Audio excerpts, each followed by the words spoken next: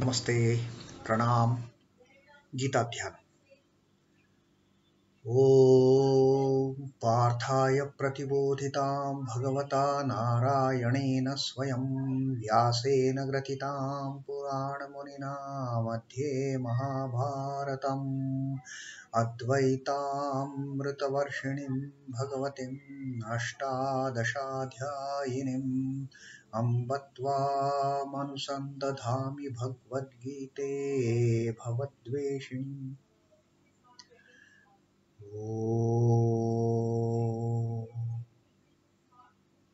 O Bhagavad Gita, with which Lord Narayana himself gave enlightenment to Arjuna. The ancient sage Vyasa included it in the Mahabharata. O goddess, showerer of the nectar-like knowledge of non-dualism contained in your 18 chapters. O my affectionate mother, the destroyer of rebirth, I meditate upon thee. Krishna Vandana. Vasudevasutam devam kansachanuramardhanam devakim paramanandam krishnam vande jagadgurum. Son of Vasudeva, slayer of Kansa and Chanur, extreme delight for Mother Devaki, O Lord Krishna, the supreme teacher of the universe, my salutations to you.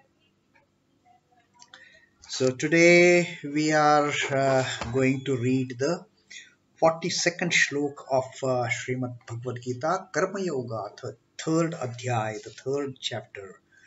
And having told about about the senses, the mind, the intellect, and how the senses, mind, and intellect to be controlled, how the desire to be wiped out from the system. It has to be ruthlessly killed, that desire, and then there is a scope for our salvation, our liberation. Then we can get into the real karma yoga without getting attached, without getting tempted, and without getting delusioned. Then we can do our karma as the duty of the Lord. Now, Sri Krishna further now tells that in this he has spoken about the senses, the desire, the senses, the mind, the intellect, everything he has told us, and he has also told us the senses, mind, intellect as the hiding place for these desires. So he has exposed where this desire is hidden in our system, and then he has categorically said, having exposed, having told us where this wretched desire hides, just kill it. And now Sri Krishna further says it is not so very difficult. It is not at all difficult to get rid of this enemy. Now that the fortress has been exposed and the hiding place has been exposed, now Sri Krishna tells us further of what is the status of all these, and in our entire system of our being is concerned. Where do these the senses, the mind, the body, what is their significance? What is their importance? Who is the most superior of them all? That Sri Krishna is telling in this 42nd shloka. Indriyāṇi parāṇyāhur indriyebhyaḥ paraṁ manaḥ manasastu parā buddhir yo buddheḥ paratastu saha. Paratastu saha. That is what Sri Krishna tells. That is the greatest one. Now, greatest. Here he has actually positioned all these the layers in our system, the senses, the mind, the intellect. He has given a hierarchical superiority, telling each one who is superior to whom. So Sri Krishna says, indriyāṇi parāṇi ahuhu. Ahuhu is they say. The learned ones, the sages, those illumined souls, they say, it is said that indriyāṇi parāṇi, superior to the senses. Parāṇi is superior.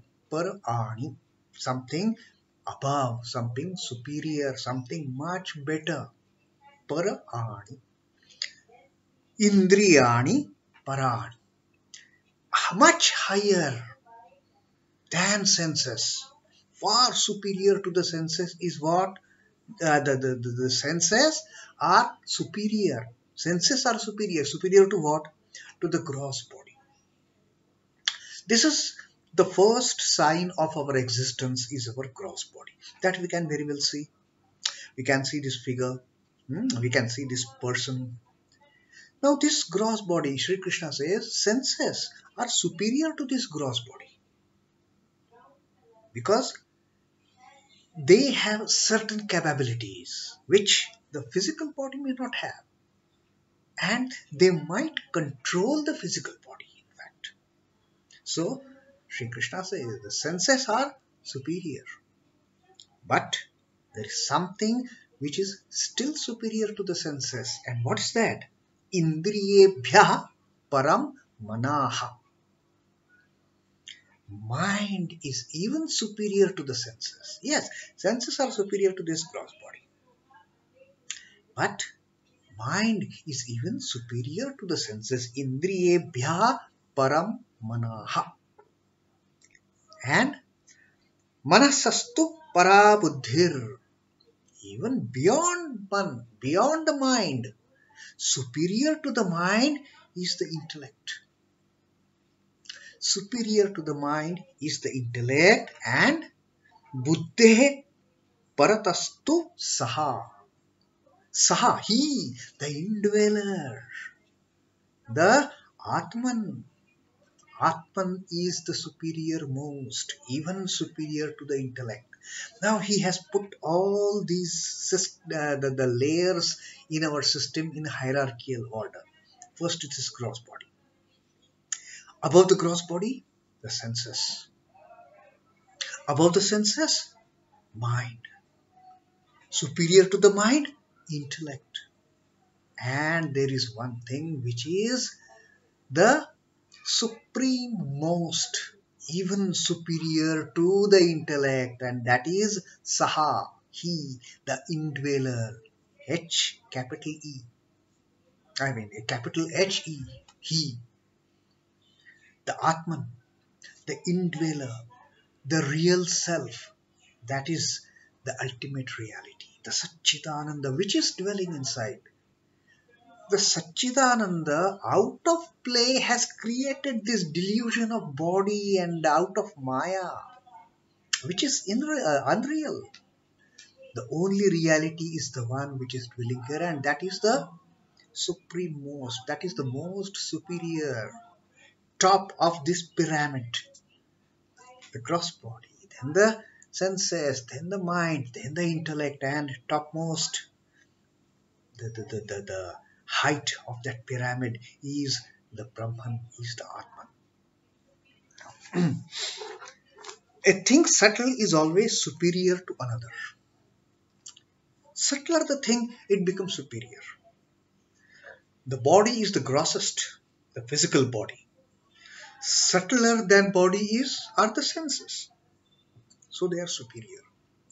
Even subtler than the senses is the mind. Therefore it is still superior. Intellect is even subtle. That is superior to the mind, the buddhi. And the subtlest of all, the Atman, that is the superior most. The senses, 5 in number, excel the gross body.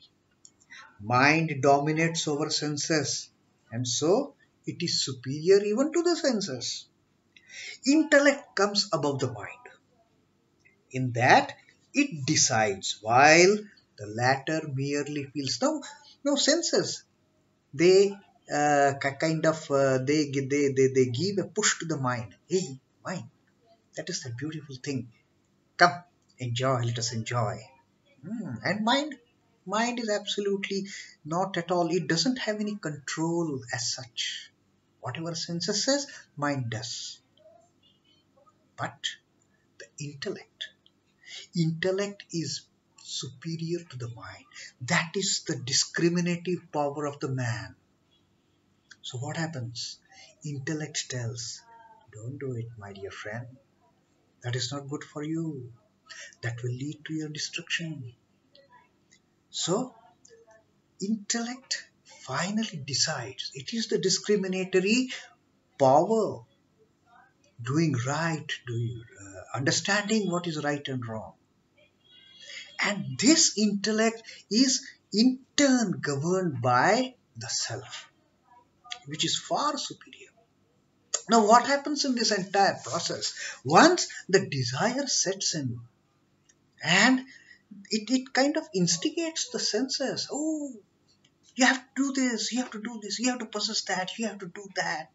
Whatever, whether it is good or bad, it doesn't think. The senses don't.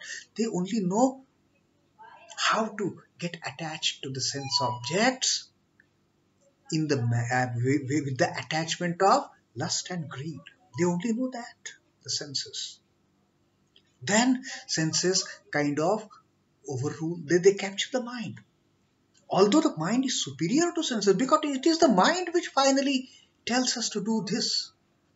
Go after that. Go after that. And what happens when mind tells? The intellect, which is in fact superior to the mind in terms of its discriminating ability. This tendency of mind just dilutes the intellect even, like that smoke enveloping the fire, like that mirror getting soiled by the dust, like embryo being covered by the worm, and even the intellect can't do anything. It loses the power of discrimination. Although in the hierarchical plane, it is much above the mind. But mind, in a way, is grosser than intellect. It has its own charms. It charms even the intellect. Intellect takes a back seat, and mind does all the havoc, controlled by the senses, following the senses, and senses following the desire. So Sri Krishna has said that control these senses, the mind and the intellect, and kill this desire. Kill this harshest enemy desire. Just cut it with the sword of discrimination. And once this senses, the mind and intellect, they are brought under control, like the lagam of the horses, like the reins of those horses. If they are tamed, there is no place for desire to crop up its head. Then whatever desire comes is only from the divine perspective. There is no lust and greed involved in that. Now, Atman supplies light to intellect itself, and therefore it is above all these instruments utilized in it. Atman will, it is the ultimate. It will look for its time, and then when it overpowers the senses, the mind and intellect, that is it. That is the salvation. Desire clings more tenaciously to the subtle than to the gross. Like, unless the desire catches hold of the mind, body can't do anything. Desire can't make body to act.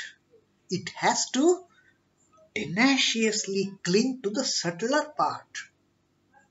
Next subtler part than the gross body is mind.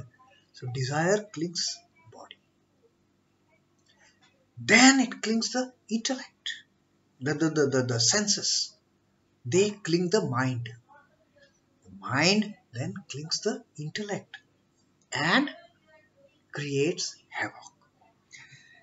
Attachment to the body easily gives place to attachment to senses. Now this whatever is attachment, this whatever is the desire, this whatever is lust and greed, which it might kind of tempt the body as it doesn't tempt the body as such. It tempts the senses which are residing in this body, because senses are subtler. As they take hold of the senses, the lust and greed, then mind is even subtler than the senses. Then their grasp, once they have captured senses, then immediately they capture the mind, which is even subtler. Then they capture the intellect.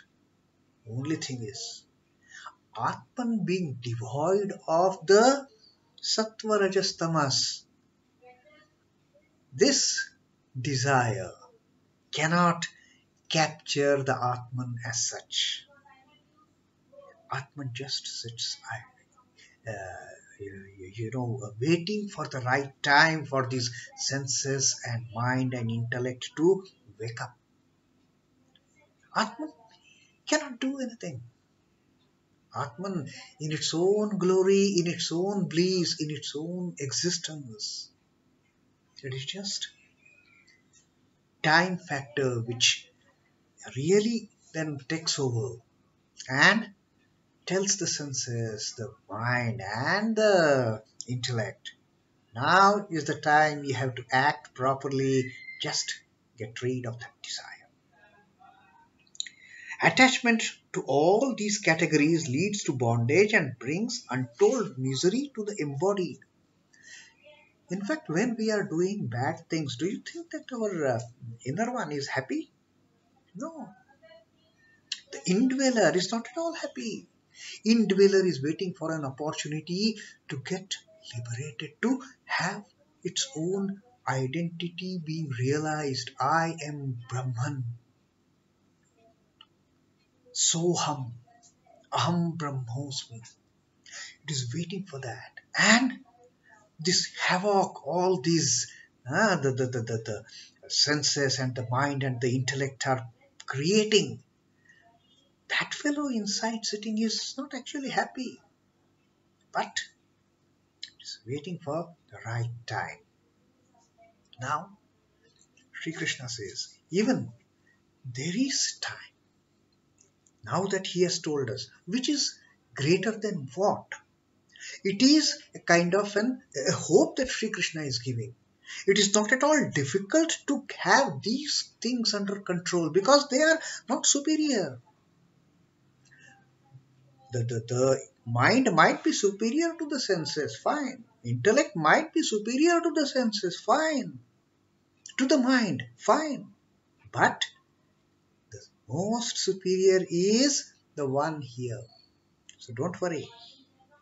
You can, in the level of hierarchy, the senses, the mind and intellect, they are much below the Atman. It is very easy to capture them, to control them, to hold them by the tight reins.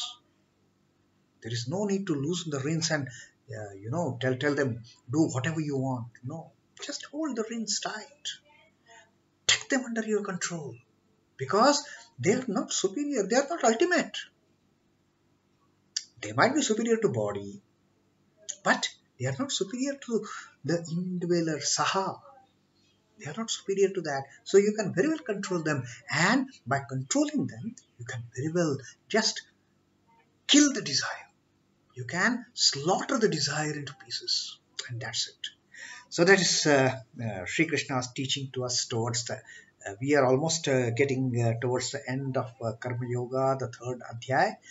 So let us have this realization that controlling senses, controlling mind, controlling intellect is not at all difficult. After all, they are not superior most. No, there is still something much higher than them. And therefore, we have hope that yes, we can put them under control. So that is what Sri Krishna has told us today in the 42nd Shloka. Om Namo Bhagavate Vasudevaya. Sri Krishna Arpanastu. Jai Sri Ram Krishna. Jai Thakur. Jai. Jai.